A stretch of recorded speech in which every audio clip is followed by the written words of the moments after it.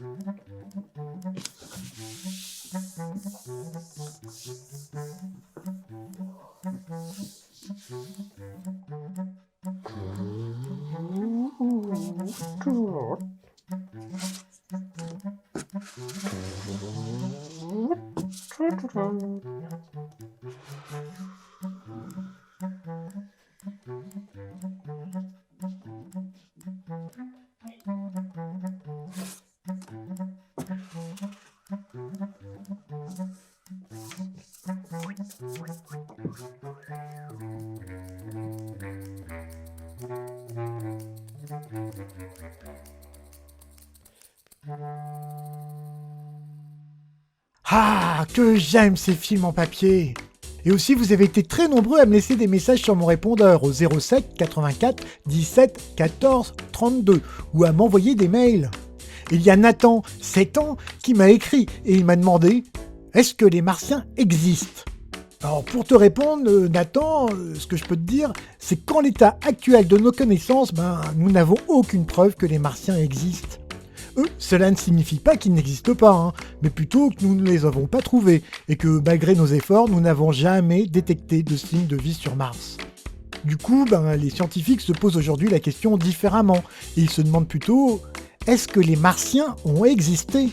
Et pour y répondre, je suis parti rencontrer Xavier qui travaille à la Cité de l'Espace.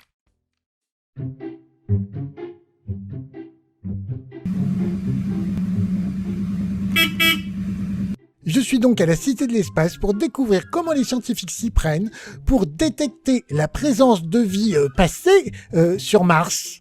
Alors, à côté de moi se trouve donc une maquette grandeur nature du nouveau robot martien. Il s'appelle Persévérance. Il est américain.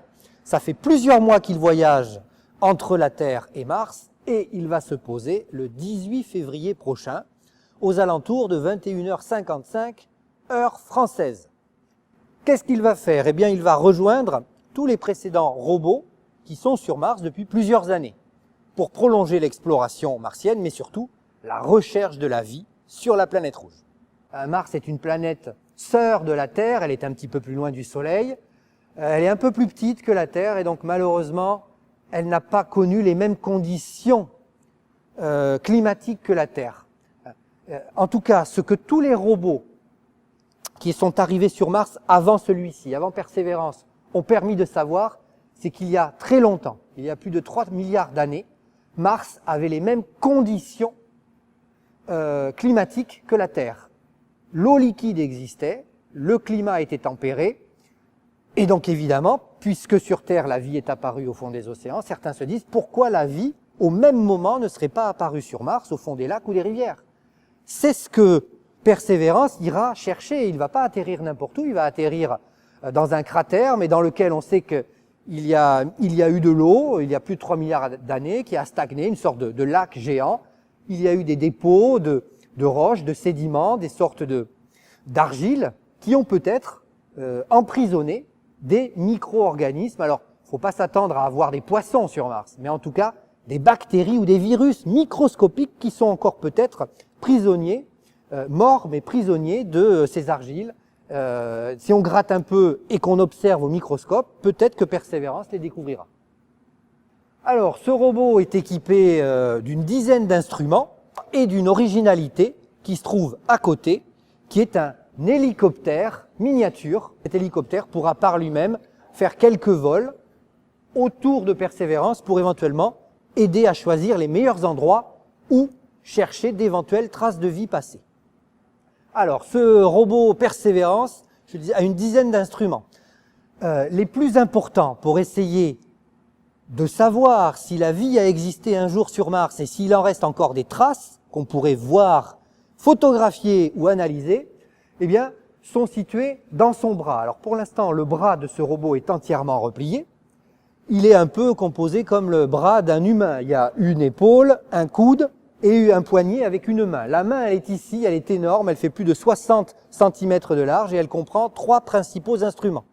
Il y a évidemment à l'avant une foreuse qui va permettre de réaliser des prises d'échantillons du sol, mais aussi d'en extraire des sortes de carottes qui pourront peut-être être un jour rapportées sur Terre.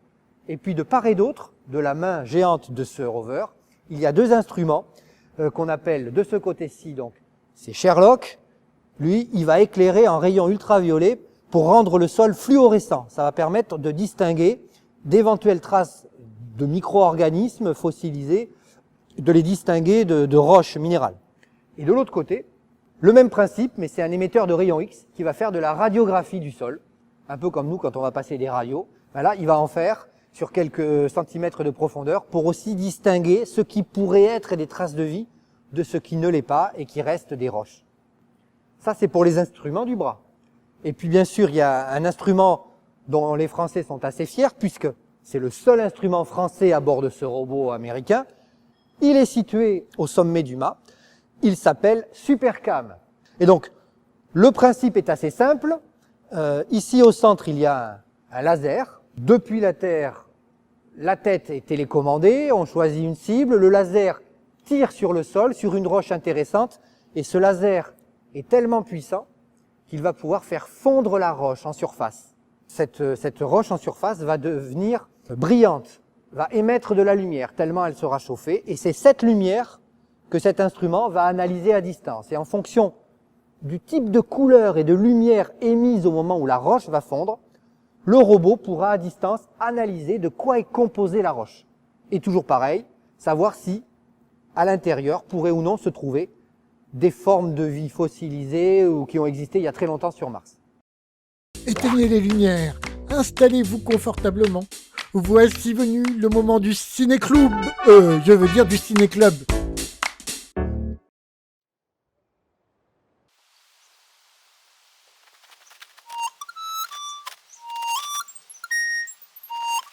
Quel beau dessin animé! Et vous en retrouverez un nouveau et très différent la semaine prochaine. Bon, et j'ai reçu beaucoup de questions par mail, je vous l'ai dit, et vous avez été plusieurs à me demander si tous les enfants ont le droit d'aller à l'école. Alors, pour vous répondre, j'ai trouvé une vidéo qui explique tout et de manière très claire. À quoi ça sert? Ça veut dire quoi ça? Pourquoi c'est comme ça? C'est où? C'est qui lui? Un jour, une question. Tous les enfants du monde ont-ils le droit d'aller à l'école? Oui, ce droit est inscrit dans la Convention internationale des droits de l'enfant depuis 1989. Pour protéger les plus jeunes, 195 États l'ont signée. La Convention garantit notamment le droit à l'éducation. Pourtant, un enfant sur 10 entre 6 et 11 ans ne va pas à l'école aujourd'hui. Et c'est en Afrique et en Asie qu'on va le moins en classe. Mais pourquoi prend-on moins le chemin de l'école dans ces pays ? Dans les régions les plus pauvres, certaines familles ne peuvent pas payer les frais de scolarité. Et certains enfants sont obligés de travailler dans les champs ou à l'usine pour gagner de l'argent. Dans d'autres cas, comme lors d'une catastrophe naturelle ou d'un conflit armé, les enfants doivent abandonner la classe pour leur sécurité. Sais-tu que la majorité des enfants non scolarisés sont des filles ? Elles peuvent même subir des pressions ou des menaces pour rester à la maison. Heureusement, depuis 30 ans, et grâce aux mesures pour encourager l'éducation, le nombre d'enfants non scolarisés a diminué. Ainsi, l'UNICEF, le Fonds des Nations Unies pour l'enfance, accompagne avec les gouvernements des pays les populations pour ouvrir des écoles ou former des enseignants. Malgré tout, il reste de nombreux progrès à réaliser pour qu'un jour, tous les enfants répondent présents à l'appel. Tu te poses des questions ? Envoie-les-nous. Et nous, on y répond. Aujourd'hui, je t'invite à faire des dés à histoire. Alors, ce sont des dés. Donc moi, j'en ai 4. Toi, tu peux en faire 3 ou 4. Où il y a différentes choses dessus. J'en ai un avec des personnages. Une grenouille, une danseuse, un petit jardinier, etc. Une petite chouette. J'en ai un avec des lieux, donc sur un bateau, dans la montagne, dans un sous-marin. J'en ai un autre avec des objets. Donc là, hop, un caddie, une boussole, pardon, pas un réveil, une manette de jeu vidéo, etc. Et j'en ai également un avec des actions. Danse le hip-hop, parfait pour faire pousser du maïs, manger une grenouille. Et le principe, c'est que tu lances tes dés. Et ensuite, tu vas inventer une histoire. Donc là, par exemple, j'ai une chouette qui fait le poirier sur un bateau avec un arrosoir. Et à partir de là, je peux soit imaginer une histoire, soit créer, m'inspirer de ça pour faire un dessin. Allez, c'est parti pour le matériel. Pour ce bricolage, tu auras besoin de papier blanc à dessin, d'une règle et d'une équerre, de feutre, de crayon de couleur, Et pour le petit matériel, tu auras besoin d'un crayon à papier, d'une paire de ciseaux, d'un stick de colle ou d'un pistolet à colle. Donc, pour faire tes dés, tu vas commencer par prendre une feuille en papier cartonné, tu sais, les feuilles de dessin qu'on a souvent à la maison, et tu auras besoin de ta règle et de ton équerre. Donc, sur la feuille à dessin, on va vouloir venir dessiner un dé, mais à plat. Pour dessiner un dé à plat, il va falloir qu'on dessine des carrés de 6 cm par 6 cm. Tac, je vais tracer un angle droit. Il faudrait que cette ligne-là fasse 24 cm. Alors moi, mon équerre est un peu petite, donc je passe à la règle. Nous y voilà. Je vais venir me faire des petits marquages tous les 6 cm, puisque je veux des carrés de 6 cm. Je veux également que ce côté-ci mesure 6 cm. Donc je vérifie, j'étais pas trop mal. Et je vais venir tracer un autre trait en parallèle. Donc je reprends mon équerre pour m'aider à avoir un angle bien droit. Je place mon équerre et je viens positionner ma règle, hop, comme ceci. Hop.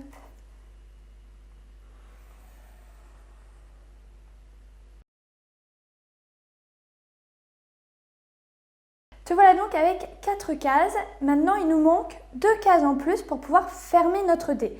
Et en fait, ces cases-là, tu vas venir les faire, donc 2 autres carrés de chaque côté de ton deuxième carré. Donc pour ça, tu reprends, tu vas venir prolonger ton petit trait de 6 cm de chaque côté.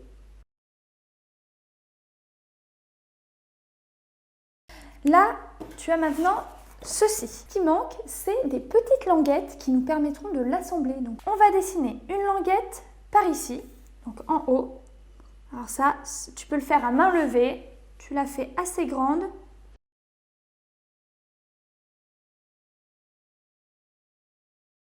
Et voilà, donc tu dois avoir 7 languettes qui apparaissent autour de ton dé. Maintenant, on passe au découpage.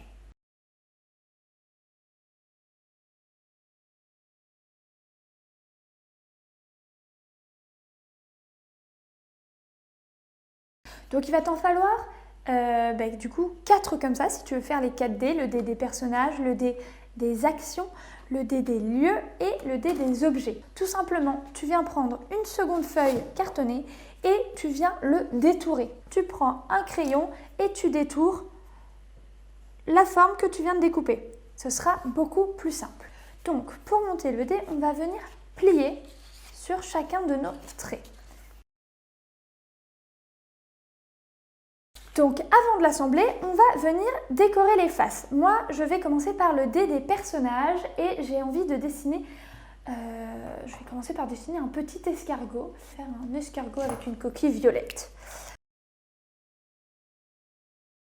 On a un petit escargot, ensuite je vais faire, moi j'aime beaucoup les insectes, donc je pense que je vais également faire une coccinelle.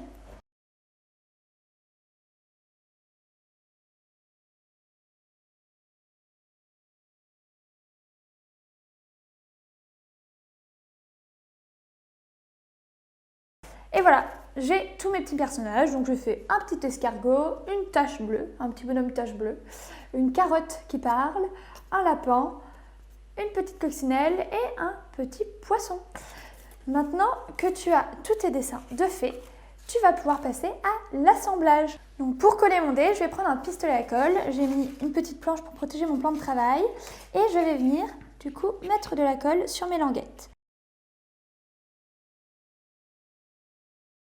Donc nous voilà avec notre premier dé de personnage. Plutôt sympa, non? Maintenant, il te reste du coup à découper tes 3 autres dés et également à les décorer. Tu peux aussi t'amuser à imaginer d'autres dés pour venir compléter ton jeu de dés à histoire. Et je te garantis des heures d'amusement et plein d'idées pour faire des dessins et des histoires. J'espère que tu as apprécié ce bricolage et je rends l'antenne à Norbert. Salut! Pour rigoler, se marrer, se bidonner, se fendre la poire, se poiler ou se gondoler, ben c'est maintenant avec le fou rire.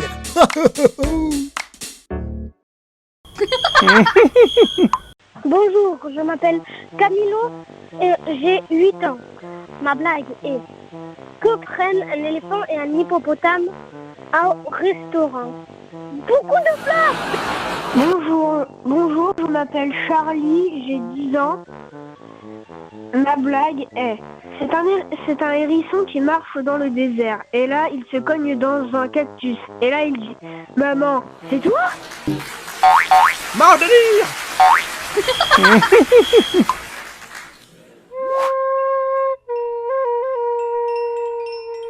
Ah, après toutes ces émotions, il est temps de se détendre et de respirer profondément. Préparez-vous pour la séance de relaxation.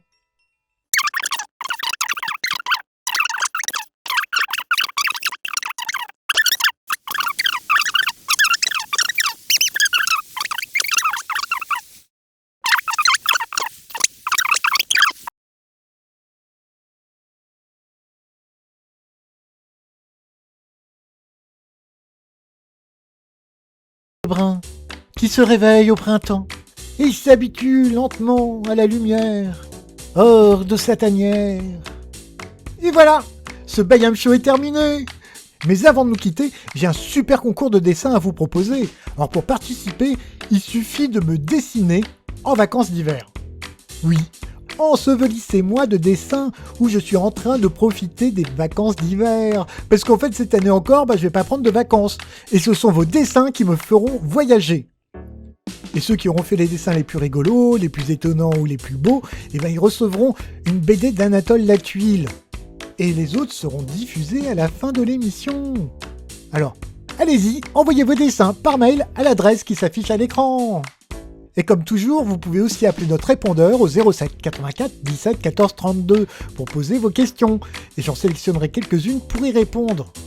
Alors je vous donne rendez-vous mercredi prochain à 14h30 pour un nouveau numéro du Bayam Show. Et d'ici là, prenez soin de vous. Et surtout, amusez-vous. Allez, ciao. Bye bye bye bye bye bye.